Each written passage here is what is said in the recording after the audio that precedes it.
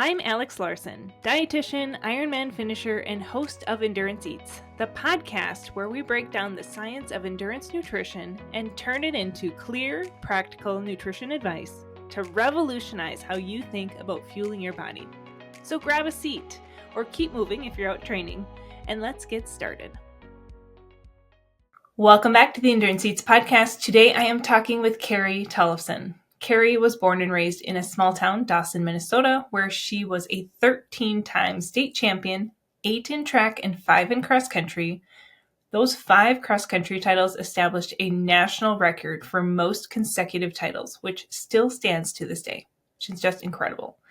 Carrie attended Villanova University, where she was a 5-time NCAA champion and the 1998 NCAA Indoor Track Athlete of the Year. She was also the first person in NCAA history to win both the 3K and 5K titles. In her post-collegiate career, she was a 3-time national champion, and after winning the 1500-meter trials in 2004, she represented the U.S. in the 2004 Olympic Games in Athens, Greece. If her voice sounds familiar to you, it's because Carrie also works as a broadcaster, podcast host, MC, dynamic speaker, coach, and advocate for healthy living. With her work on ESPN, NBC, and the USATF TV, she provides regular media coverage for New York road runners, including the New York City Marathon and Half Marathon, and she also is the main analyst on the Boston Marathon, Chicago Marathon, Berlin Marathon, and has covered the Tokyo Marathon. Knowing Carrie personally, the best way I can describe her is she is sunshine. She just admits warmth, joy, laughter to the world. I think you're going to love my interview with her today. Here is Carrie Tollefson. All right. Hi, Carrie. I'm so glad you're here. Yes. I love being here. We just spent the weekend together. So we're like, those listening, if we sound like we're just like buddy friends, it's because we literally just spent like 3 days together in Cable, Wisconsin. We were at the Ski to Ski. It's like a women's ski retreat put on by the American Birkebeiner. And you and I both went into it having not skied very much. You were, what, twice? Yes. I mean, we laughed. About 4 or 5 times. But I mean, let's just say less than, our 5 fingers. Like we together, I think, even combined. But It was so fun. Like, I feel like we're BFFs now. I mean, just having a really fun, like, weekend away by ourselves with 150 women. Like, it was just such an awesome event. And we're going to have the running event in August. So I know. Hopefully you can come back. Stride to Ski. So those in like the Midwest areas should come to Stride to Ski because it's just 3 days of fun. Like I know. With people and I told you this over the weekend. Like I love Cable, Wisconsin. Like it's totally my kind of town where it's like the tourism is just based off of people coming to enjoy the outdoors and being active. I was like, oh, this is my like element, this small town feel in the Midwest. It's the best. You know what I've been hearing is like people from the Twin Cities, which is only about 3 hours from there. I mean, that's what they did. They went up there to do a bike ride, to go skiing, to go for a run, whatever. And they stayed, they wanted to be able to be outdoors. They're working remotely. A lot of people have the same jobs that they did in the big city, but they just love that atmosphere. And oh my goodness, when I came home and told my husband, I don't know, he might have already started to look to see if there's any real estate available. Yeah. And on Friday, you and I both, before like the ski lesson, we didn't know what to expect. And you were like, Alex, I'm scared. And I go, yeah same. Like we both were very, very scared going into it. And Hannah on my team had told me, before I even started skiing, she goes, Alex, you've been doing things for a long time and you do them very well and you're very comfortable with them. And now you're kind of in this new zone where you're very uncomfortable. You just kind of have to embrace it. And that's what I say to myself every time when I get scared. I'm like, well, the only way I'm going to get better is if I actually do this. And I was like, Carrie, let's just go. And it was like the best lesson ever. We got so much better in an hour and a half. Yeah. Abby and Linnea, both, college athletes. Linnea is still competing. Abby is, oh my gosh, she has some amazing gear. Cuvea, is that how you say it? I think so. Yeah, she like sews sports bras and hats and tights and things. I mean, these ladies were so good with us, so patient. I mean, I was by far the worst. Like you were not. I was too. You didn't break your arm. I did not. No, thank goodness. But I mean, it was really fun. I think the women that came up to me after and just like, Carrie, you did it. And I think they were probably like, yeah, and I totally schooled her. But it was so fun. I was so thankful for you too. When I was thinking about you yesterday, I'm like, just for you to give me that confidence and to sort of hold my hand through it. And then, you and I both were scared on the hill. Like it was just really nice to start at a spot where you were sort of starting Hmm. from too. Yeah, I was definitely scared going down the hill. Like, Oh my gosh. I Hills. just, I've been working so hard on my biking. I was like, if I get injured, I'm going to be pissed Yeah. Yeah. because like I really want to keep working on this biking stuff. Yeah, I know. I would be really ticked if I hurt myself so I couldn't run. We all Yeah. have our things, and the run for me just fills my soul so much. But Hmm. I will say, after that day of skiing, I was like, yeah, this was kind of fun. Like maybe I should reach out and do some other things a little bit, but I'll always be a runner. I mean, that's just Yeah. what I love to do. Yeah. When did you first get started as a runner? Talk to me about like baby Carrie here. Like, when did this all start? Well, my very first race was when I was 5. And Oh. I think it was 5. I want to say 5, but now when I'm talking out loud, it might have been 7, but I was really, really little. Hmm. And so I ran one race then. I ran another race when I was like 10. And then I started running a little bit more seriously, if I can even say that word, thinking about my running when I was 12, but I started as a 12-year-old. So I was in 7th grade in 1989.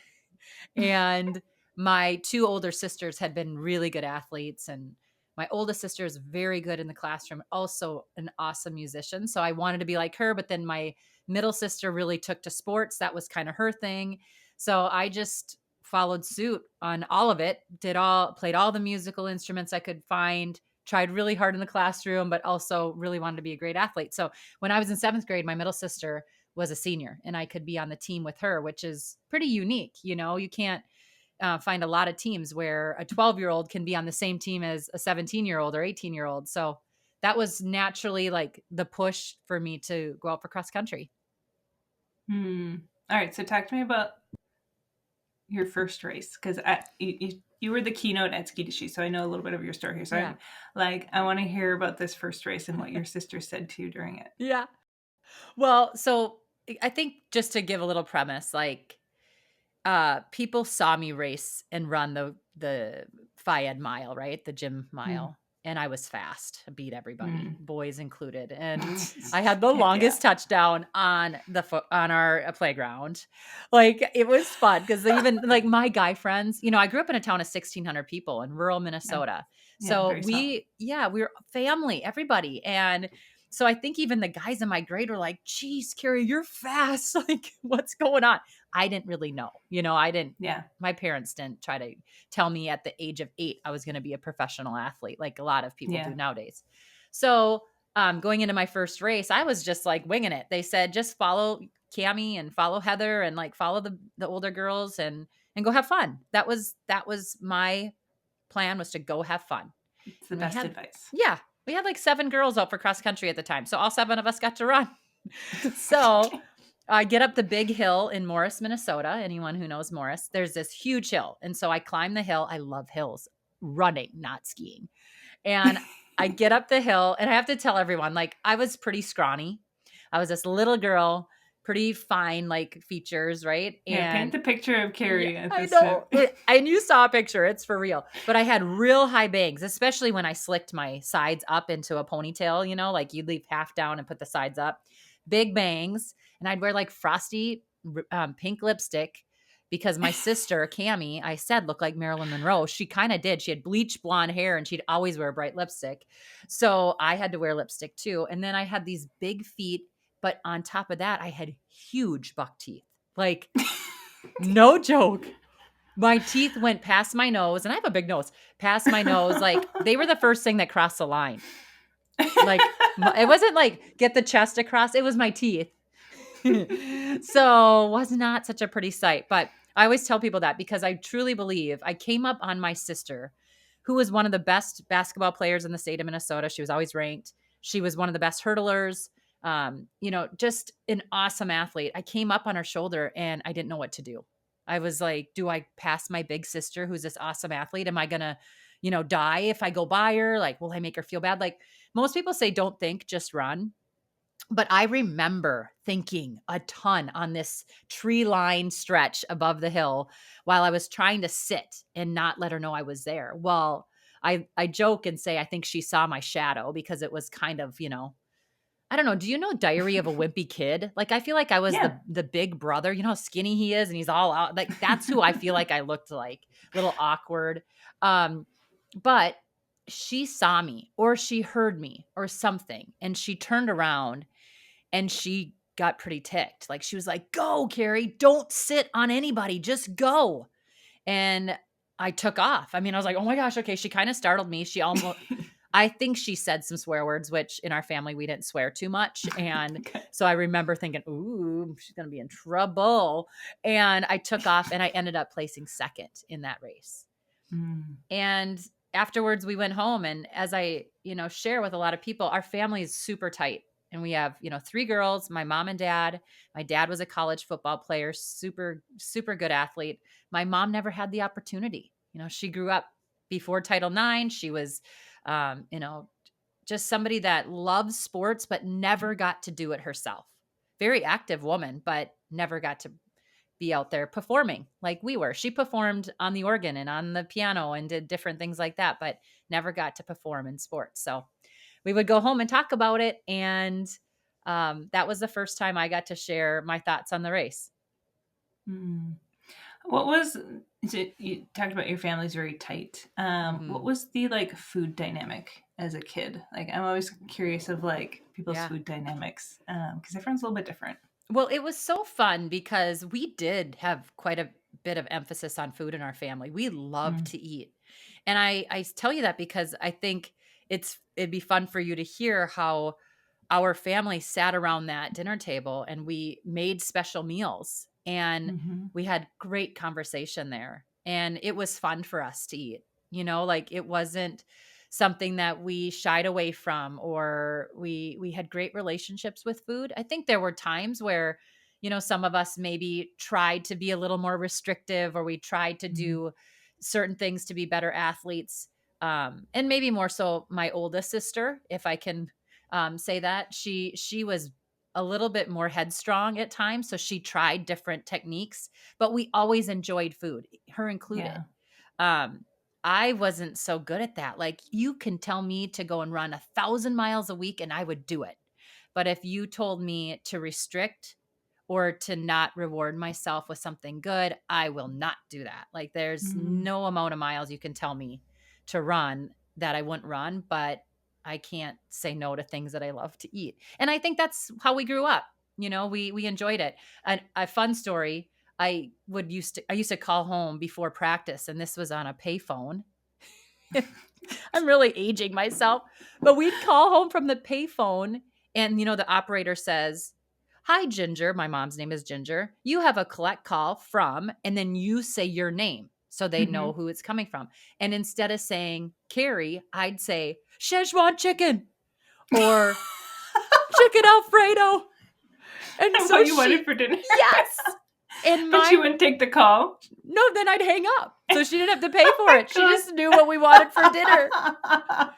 And we would say teriyaki, we'd say fajitas, we would say all these great meals, and good thing we lived a block from the grocery store because she would run up and grab it and make it. So that's where our conversations happened, was around our dinner table. And I think that mom and dad really, both my mom and dad, I saw that you post that you wanted your husband to be comfortable in the kitchen like you are. And my Mm-hmm. dad was. So it was really fun. Like we all had fun cooking together, and yeah. I mean, there were times, like I said, where we all were like, oh, maybe we shouldn't have this pop, or maybe we shouldn't have this ice cream, or, whatever. But I think we all grew up just with a healthy idea of food.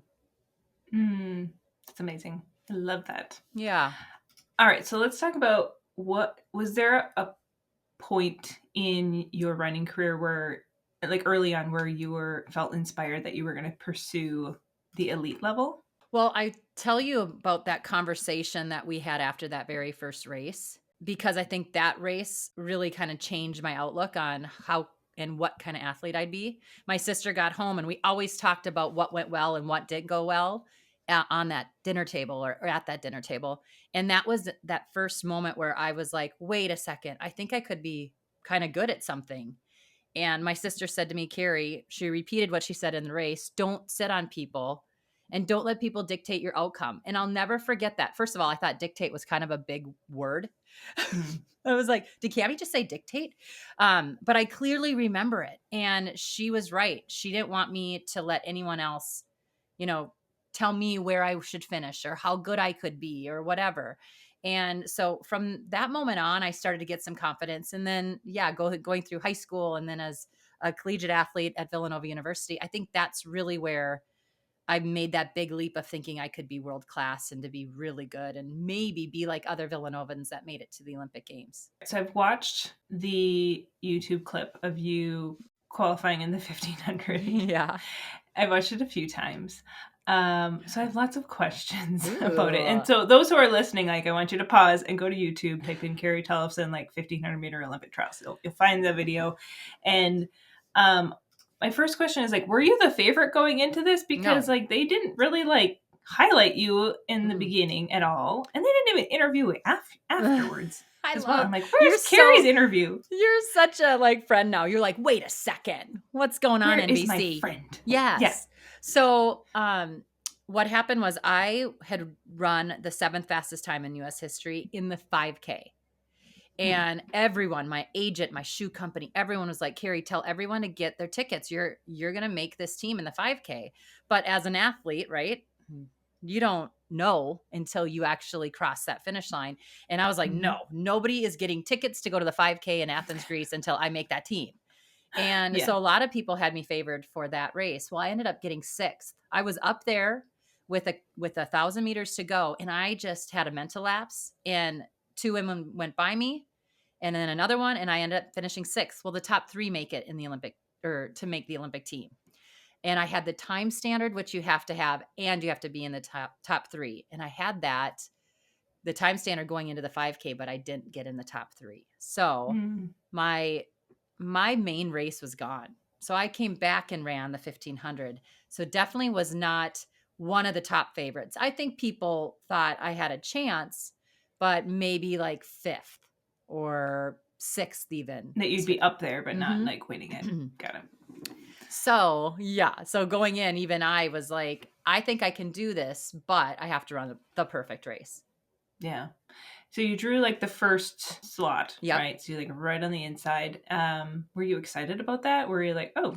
Well, I was okay with it. So I had hip number 1. So I was on the railing on the inside of the lane. What happens in the 1500 is everyone lines up on the same line basically. And then you all kind of take your tangent into the first lane and to try to get into the first lane to run the least amount of distance, right? Yeah. So I had to sort of get off the line fast because I was in lane 1 on the inside railing. I didn't want to get gobbled up, but I had run. People could cut you off pretty easily. Yeah. And I didn't want to get too far behind. It was 116 degrees on the track that day. I had run 2 5K races, very hard races. And I had run a 1500 meter prelim. So in those 8 days, I was, pretty tired. We were all dehydrated. It was a tough day. So for me to draw. Did you do anything specific for the heat, in preparation? Did you? I mean, we just hydrated a lot and we replenished a lot. We would make sure we had better how to say it, but we did have extra salt on things, just little things like that. But we were also really worried more so about staying in the shade and making sure our hydration wasn't. Keeping yourself cool. Yeah. We weren't dehydrating ourselves just by sitting outside in it. So I remember waving at my family down at the pool and I was on the 20th floor, hey, everybody, as you're having fun at the pool while I'm staying in the hotel room, trying to stay in the shade. Yeah. But the sacrifices you have to make. Yeah. Little things like that. Right. But yeah, getting off the line was important. And my coach told me, do not lead this race. You have the wheels to kick. He did not want me to lead. And I got out hard, was in the lead, and then I stayed in lead, pretty much as you know. The majority of them. Yes. Yeah. I think that's so funny. I do too. So he told you not to go up front. And then for those that hopefully have watched this video now, once we're at this point in the story. So what ends up happening in that last 100 meters is it Jen Toomey? Yeah. She passes you, but you're all kind of sprinting for the finish. And in the last few seconds, I watched it, your legs, because I was like, how did you speed up so quickly in that just small amount of time? And your legs start your turnover just went it accelerated, and you at the very last passed Jen Toomey quite quickly. Actually, it was very impressive. What was going through your head? Because you just talked about how you remember thinking all these things in that first race, and when you were in 7th grade. Were you thinking about things in that last? So many things. What was going through your head? Well, I didn't want Jen Toomey to be the one on my shoulder at all. Cammie didn't want me on her shoulder. I didn't want Jen Toomey on my shoulder. Jen was the fastest in the field. So I had some endurance, right? Because I was coming down in distance. She was coming up because she's more of an 800 meter runner. She's fast. And so she's very fast. And over the last 200 meters, if you just put us in a 200 meter race, she would crush me. But I have that strength to be able to withstand a long drive. So I tried to kick hard from about 500 meters out. So a lap and 100 meters. So it's 500 meters. Yeah. So I kind of drew it out. And if you watch the race, you see I'm striding out. I got a little bit of distance in between myself and the field, but she caught back up. So I really remember those last 20 meters like this. No.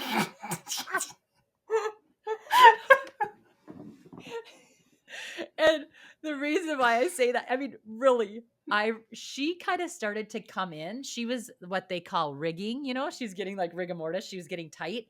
And so she was coming in on me. And that's where because it was so slow-mo that I remember thinking, if she cuts me off, there's no way.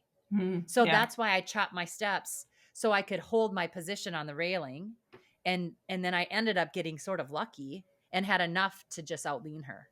So that's why they say athletes in distance races, you even got to lean.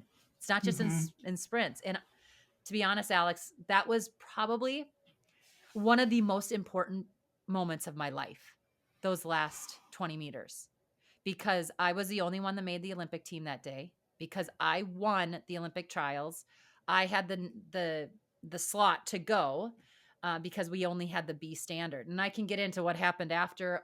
4 of us went overseas. We went to Europe and we raced. I raced 5.5 times. I dropped out of one halfway through, but I raced 5.5 times in 12 days to make sure no one else got a better time than me and no one else beat me. So by the time 12 days after the Olympic trials came, I sealed the deal and was able to go to Athens. Ugh, that's a lot. Yeah. But had I not made that Olympic team, I mean, my best friend was 4th at 2 Olympic trials. So she did not make the Olympic team. And she will tell you, I mean, she came and visited me this year when I did the commentary in Paris. And it was like a big moment for her because it has eaten her alive that she was this close to making that team and she didn't get to go. She worked her buns off for years. So for me to say that I'm an Olympian has opened doors like you wouldn't believe. And, I would be very proud of my career had I not made the Olympic team. But because I have Olympian after my name, it has changed my life. That's a lot of weight. Yeah. So getting second that day would have changed the outcome of I would be doing something else that I hopefully love, but that race and winning that race really helped me for the rest of my life. Yeah. What did your coach say to you after? Because since obviously you did not take his advice. Yeah, he said you better be happy you won that race. And my coach is the nicest little, I'm a country bumpkin. He's a country bumpkin. Can we say that? We are, just very wholesome people. And instead of doing the NBC interview, I couldn't wait to get around. And I had to go all the way to the other side of the track to see him, Dennis Barker, my husband, my family. That's why I didn't get interviewed. Because I was like, I'm doing my victory lap. I'm going to go see the people that mean the most to me. And I saw Dennis and he said, you better be happy you won, and gave me a huge hug. Was so excited. And I saw my husband, who was sitting in 116 degrees in his jeans and no Oh shirt. my gosh. I'm like, what are you wearing? And he wore the same outfit that he wore to the prelims of the 1500 because it was lucky. Oh my gosh, he's superstitious. I guess I never knew this about him. I'm like, whatever. We are going to Athens. I mean, how long had you been married? A year. We had been married a year. Oh, a year. We were Oh. either going to get married before the Olympics or after. And so we got married Mm. 5 months after he proposed. Because Love we had to get the wedding done. Yeah, that's kind of, well, I dated my husband for 10 years. So when he proposed, I was like, yeah, we're not, and it was like 4 months. Yeah. I like Let's planned go. that wedding so fast. Exactly. I planned it in like 2 days. I'm like, yep, we're 4 months from now, we're getting married. It's like, I'm not waiting any longer. I love it. You and I are a lot alike. You know, one of the things that I loved about you this past weekend was I couldn't wait to see what snacks you were going to bring because we were like texting, oh, we'll bring our own snacks as we're staying in the condo and whatever. You brought like snack. What is it? What was it called again? Chex Mix. I'm like, Oh yeah, yes, I love I this did. nutritionist. She's Yeah, real. I got Chex Mix and beef jerky, and I had some Core Power in the fridge because I was like, I had to ask the organizers. I'm like, does my hotel room have a fridge? Yeah. I need to know, like, what can I bring for snacks? That's what. Mhm. So I'm always thinking about food, and even when they like were changing the schedule a little bit because of the cold weather, I'm like, when is breakfast? Is Yeah. breakfast now before yoga or after? Like, I need to know these things because I don't want to be starving. Yeah. And crabby. And you aren't crabby. So clearly you got your formula, lady, and you're doing a good job.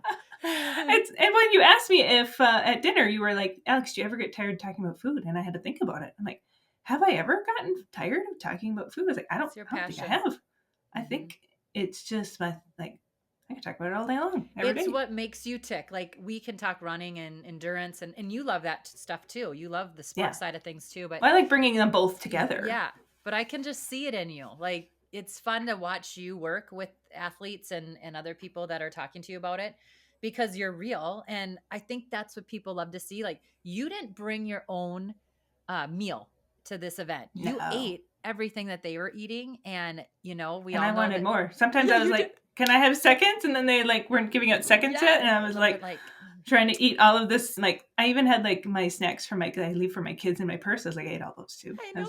It was awesome. I loved it. It's great.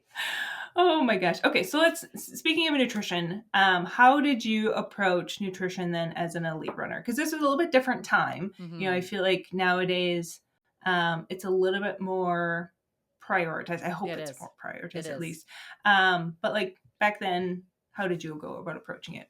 Were you like specific things that you were looking for in nutrition, or was it just kind of like eat whatever tasted good, felt good, like till you felt satisfied? Talk to me more about how that worked with you in your career.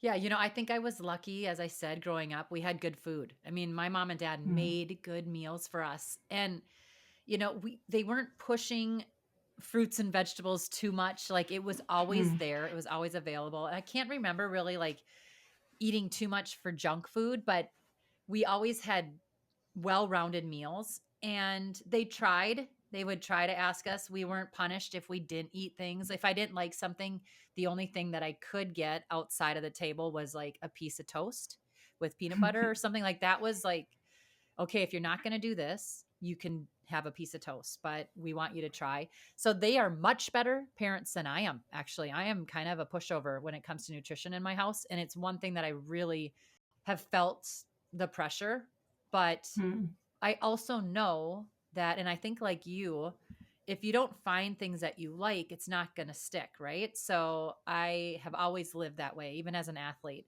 So I would think about having protein and carbs and things like that, but I wasn't so uber healthy that food wasn't fun for me.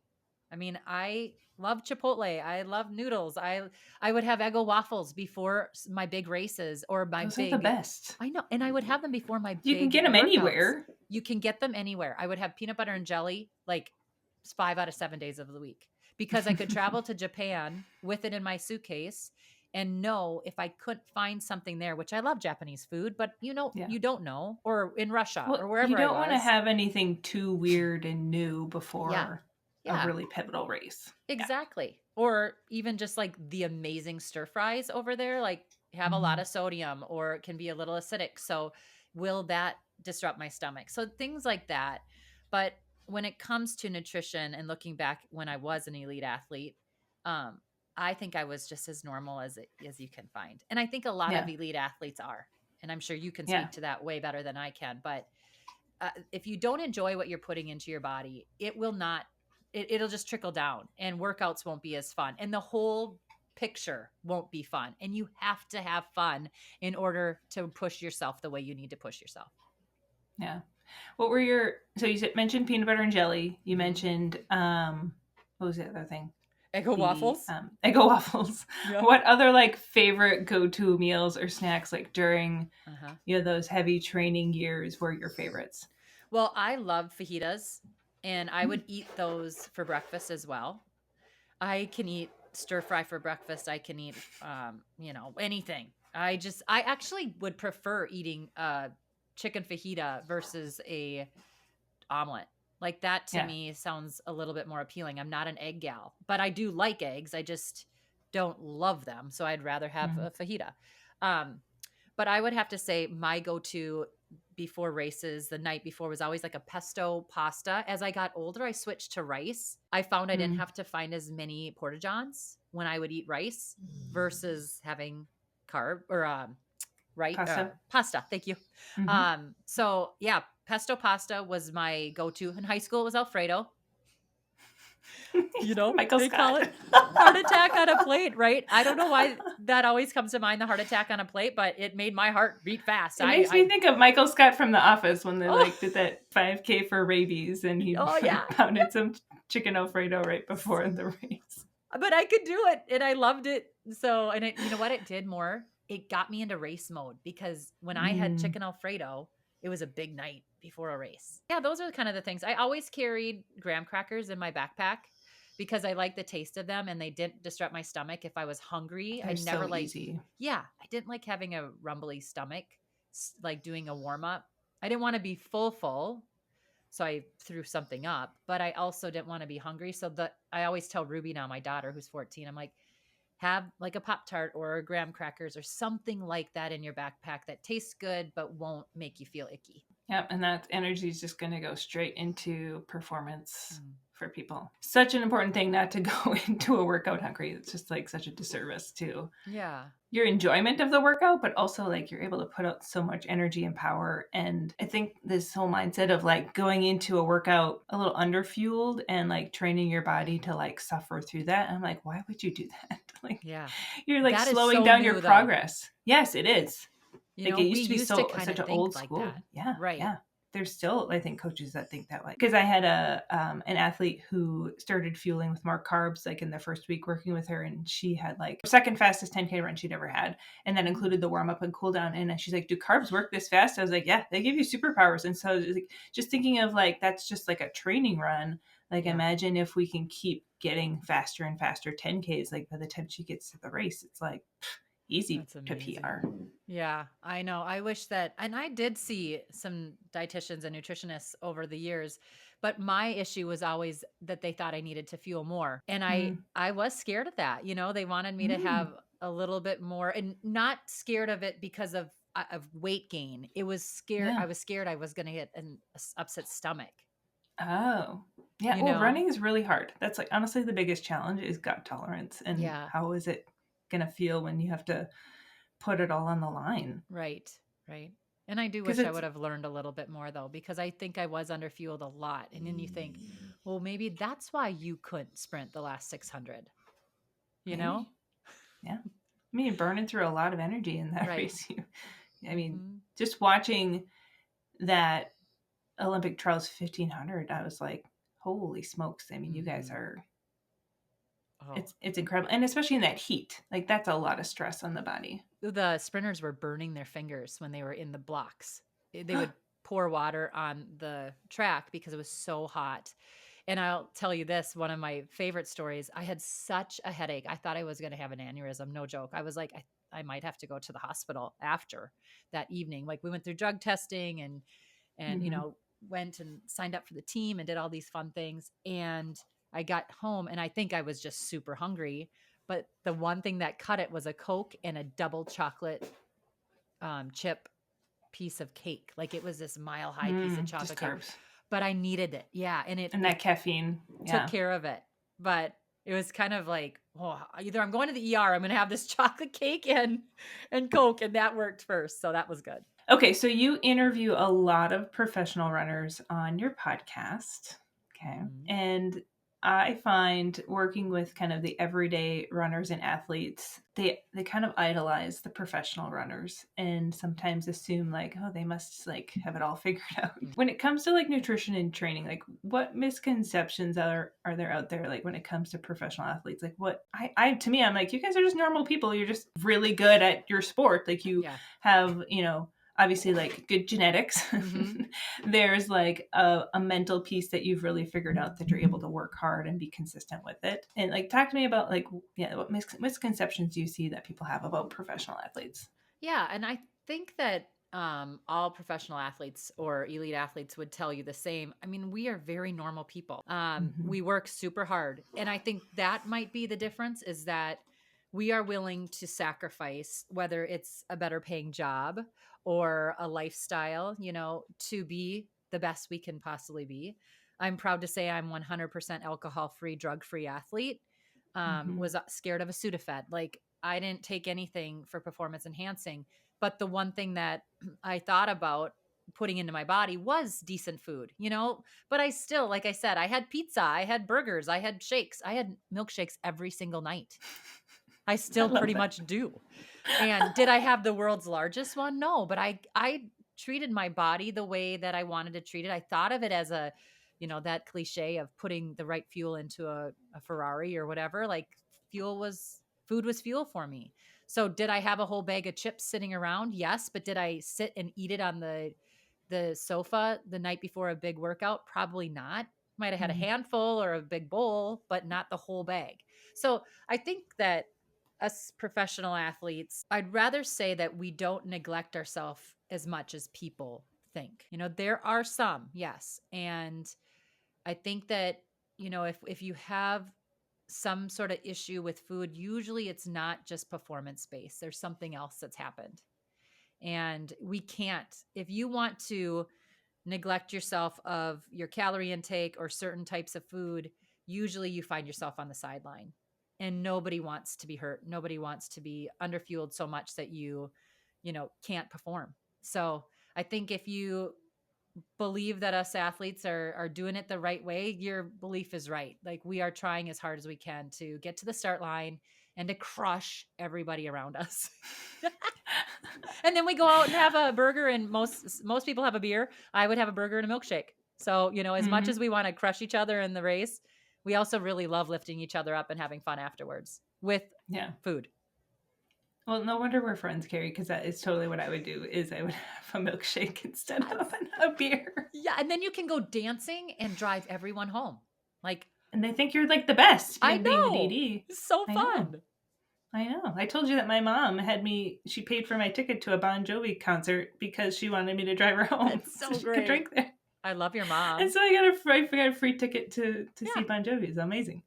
Well, and I actually think too, if people can't loosen up, like I want them to go and, be however loose they can be, whether that's with a beer or a drink or whatever. And then let's go have fun. As long as you can get up the next day and do a 16-mile long run. That's, that's my kind of peeps. I don't know about 16, but I can get out there. Yeah. You can do 6 with us. Yeah. You have a teenage daughter. She's running now. As a mom, how have you approached conversations with nutrition, body image, performance? Have you had any of those conversations with her? Yeah, we do. Ruby's starting to really get that itch to be good at running. I was probably a little bit more standoffish than most parents at first because I could hear it. They'd say, "Oh, you look just like your mom. You must be a really good runner," because she's tall. We're actually the exact same size pretty much. And I try to use that as a good thing instead of saying like, "Oh, you're just like me. You're going to run just like me." Like now we can share clothes and completely different people. Yeah, we're completely different. And Ruby is very headstrong. She is into her own things, but she also is a sponge and she listens to everything. So I try really hard. I mean, there's times where I'll say, Rue, I'm older now and I'm losing my muscle mass and I can see it. And she knows that I get frustrated, but I'm like, can you train me in the gym? Because she loves to lift weights. So I try to put it back like, if you and I could do this, you could get mom super strong and you'll get strong at the same time. And then we'll both be awesome this summer. So I try to look at it that way as it being a team player, but I have some tough love at times too. If she wants to drink these bubblers, not Mm. bubbly, but bubblers, and they have caffeine in them, and it seems you probably have a more of an opinion of them. They seem decent enough. It's not a Dr. Pepper like I would choose. But those are the things where I'm like, okay, well, let's think about what we're drinking and if you're getting enough water in at the same time, all that stuff. So I try to subtly explain to her what she's doing. But at the same time, let her be a kid and have fun. Yeah. I was going to look up those bubblers. How much caffeine is in I them? I think it's a decent amount. I want to say it's pretty close to a Because soda. it's like a sparkling It's water. a sparkling water. It says natural caffeine, but I don't know Well, about yeah. that. I mean, if it comes from green tea, yes, it's naturally sourced. But Yeah. Yeah. yeah, I Look it up and wonder. see what you think because it's the rage. Everybody loves them. But she's so cool. I get a lot of electrolyte drinks sent to me and packets and Hmm. things. And she loves studying that and she's into it. Like, she's like, I want to have some electrolytes today, mom. So at 14 years old, she's thinking about those things. And maybe it's because they're cool packaged, things like that. Yeah. But yeah, I'm proud of her. I think that she's doing a good job. She's got a full, colorful plate when she makes her own meals. And so whatever she's doing seems pretty good. Yeah. And when I've had parents ask me, like, oh, how can I instill a really positive relationship with food in my children? And I'm like, well, it kind of starts with the parent. Like, Mm. if you yourself as a parent have to have a really good relationship with food Yeah. in order to instill that in your own child. And that sometimes is tough for the parent to hear because they're like, oh yeah, I I'm know. working on it. And I'm like, it's hard. Like when you go through like the 90s, like they were brutal They for were. diet culture, and like the media always wanting people to be Oh, rail yeah. thin like supermodels. I mean, and then even especially for athletes, like you idolize these very strong runners, and what you see is they're very thin, very lean, Yeah. and it's hard. It's hard. Sounds like you're doing a great job. You're such a Mm. great mom. I'm trying. I mean, there are It's not moments. easy. Holy smokes. I would have to say I'm harder on my kids when I see, like, my middle guy wears his emotions and he gets frustrated on the basketball court. So I get real ticked about that. Like, you show someone you're mad, I'm gonna sit you in the next game. Like, I'm like, you can't show your emotion. And I'll get kind of loud, but at the same time, we again always talk about the good that they're doing, and then we get Yeah. into the stuff we can Yeah. work on. But I think that's okay as well. Yeah. I always tell my kids it's okay for you to feel those feelings. You just can't hit your brother when you feel those feelings. Right. Like you can't get violent. Yeah, you can't Like foul because you didn't make a shot, like that's not okay. yeah, I don't know if this is right or wrong, but I'm like, we're practicing this now because if you're a grown up and you do that, you go to jail. Yeah, Like exactly. Exactly. Like, one of my kids said, "What the other day?" And I was like, and we kind of, I should say, I don't like to swear. Charlie doesn't like to swear, but sometimes it slips out. But I said to my kids, think if you were, at your corporate office and you said, "What the?" mm, And I said, that wouldn't sound very good. So, we have mm. those conversations, but they're like, oh, mom said, "What the?" Yeah. Well, okay. So my very good friend that I run with all the time, she's a like school child psychologist, and with her kids, she lets them swear, but she just tells them you have to understand that you could offend other people, Uh-huh. you could get in trouble around certain people. Like, so you have to be very mindful of like when and where you say it. Mm. Her one middle child, I think, swore in front of his friend, and he like got upset and ran off and like told someone, and he was like, and her son was like, oh shoot, like Oops. Maybe I won't do that I again. really have to be careful about who I say it around and when Yeah. I say it. And so and that's even for them, like they're in elementary school, so I find that very interesting Yeah. I think it's way of going more, about it. I wouldn't like it. And so I don't want them to do it, but that's a good way. Mm. I don't know if you've heard, and this is a whole nother podcast, but the let Yeah. them theory. Yes. Have you been reading I've about that? recently heard about this. I don't know if I understand part of it, but I also am like, oh, I don't know if I can let them do everything. But yeah, I think there's like a certain point where my kids know that my job is to keep them safe. right. And And I think so that's it's part like, of it, right? There's and like so I'm certain like, criteria. I would love to be able to let you do this, but I am also, Yeah. this isn't safe. Yep. And so, and my job is to keep you alive until you're a grown up, and then Yes. you can keep yourself alive. And so, like, I do like the let them concept, but with certain boundaries. And she says that too. There are certain boundaries, but that's what I'm kind of doing with this food in my family. My youngest is very picky, but I keep thinking if I let him do his deal with these chocolate chip muffins, hopefully he'll get sick of them and won't want it. And he will. And he is starting to kind of try other things, but it's been a real struggle for like years, not just a year, years. And Betty Crocker. I'm telling you, people, we're just there. Don't judge. Betty Crocker's muffins. They are good, though. I have them. Every time I make them, I have them. I can't really fault them. Like, they are delicious, but like, there's also other flavors out there to explore. I know. Well, Carrie, what role does running play in your life right now? And then are you involved in other activities? Obviously, we know you're exploring some cross-country skiing with me. Yeah, running fulfills so much joy, not only just with my physical and mental health, but I get to go out and see my friends. So that's kind of my time. It's social. Yeah, my social time. I don't have any races on the schedule right now, and my training is not real purposeful. So there are times where I really want to put something out there so I can get back to following a plan or just being a little bit more, like just diligent and making sure I get it done and not just, oh, it's okay if I miss a few days. But I love the run. I just love what it does for me, and it's fun. But yeah, I think what's next for me, I do a lot of commentary. I do a lot of podcasts. Is something that I just love to do. I'm taking my first break on it. We're going to bring it back here in a couple weeks, I think. But yeah, life is busy. I'm a instructor for Moms on the Run. I'm the national fitness director, but also do some coaching here. We have running retreats. I'm going to be doing more on my own. So I got my hand in a few different things, but it all kind of revolves around endurance sport and hopefully finding people that want to be happy and joyful in life, because that is really what it all comes down to. Yeah. Well, having spent the weekend with you, you are literally like just sunshine. That's the best word I can just use to describe you. I'm like, she's just like sunshine as I like watched you just like chat with everyone, and you're just so friendly and warm, and it was amazing.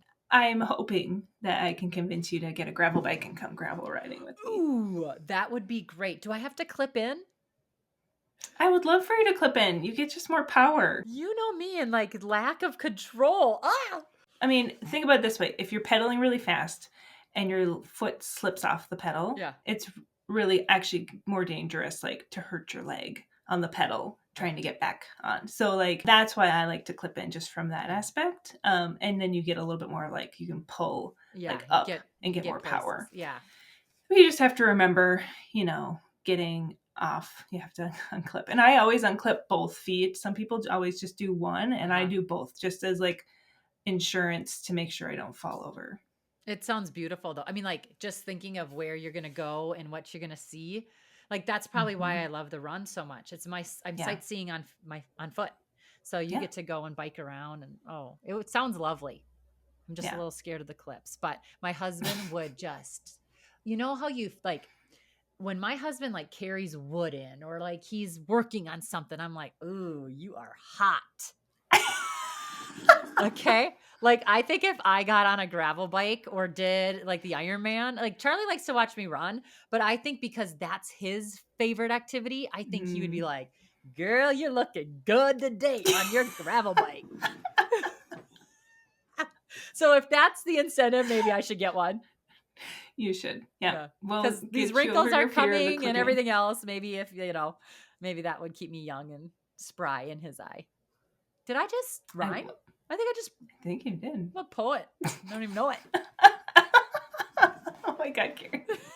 I got issues. Oh, thank you so much for today and being here. You are just, you make me laugh. Oh. I adore you. Like, being that you're from Minnesota, I think extra just makes us like kindred spirits here, because there's just something really special about living in this state where it's just, it's just the best. We put up with a lot with the winter and enjoy the summers and love the outdoors. Well, you keep doing what you're doing, because it's fun to see how these athletes and people like find the best out of themselves when they meet you and meet their goals. So it's pretty cool. I know. I'm excited to come in August to Stride to Ski. Stride to Ski. I think it's going to open up March 1st with that group. Oh, it's my birthday. Oh my gosh. Perfect timing. Yay.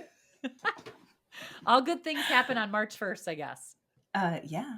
So registration, I think, is going to open around then. And then we're going to have the Stride to Ski. And all levels are going to be welcome. You know, there's a lot of older athletes that are skiers that were teaching us this weekend. And they were, I think, in their 70s. And they were like, can we come? And I'm like, yes. So we'll have hikes and we'll have jogs and we'll have walk to run, learn to run, all that fun stuff. So are we going to have races? Is there going to be a race? I don't think there's going to be a race. I think it's going to be more just like an event where we come together and learn about it. Sightsee again. And if you like trail running, like that is the place to go, because I did the Berkey trail run in September last year and it was a blast. It was very hilly. Yeah, it's very, very hilly. But there are flat sections there where we can definitely and lots of tree cover too. So even when I ran the Berkey trail run in September, it was very hot. It was like 80 plus degrees. Really? But in the woods, it was actually quite nice. It did not feel as hot in the woods. And then the little time that we had in the sun, we were like, no, get us back in the trees. Like, because it was so hot in the sun. Well, there's plenty of water around there too. So we can get over to a lake or whatever too. So it'll be good. Oh, I love it. Okay. I'm excited. Yeah.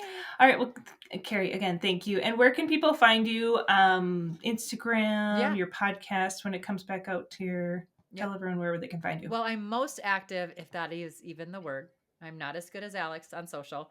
But you can find me at Carrie Tollefson or at my podcast, which is See Tolly Run. And also on our website, ctollyrun.com, has all of our old YouTube videos. And I guess we started the podcast in 2016. So we have podcasts since 2016. So lots of really good interviews and stories about people that aren't just elites. There's a lot of, variety of people on there. So check it out. Come back. We'll get some new people out here in February.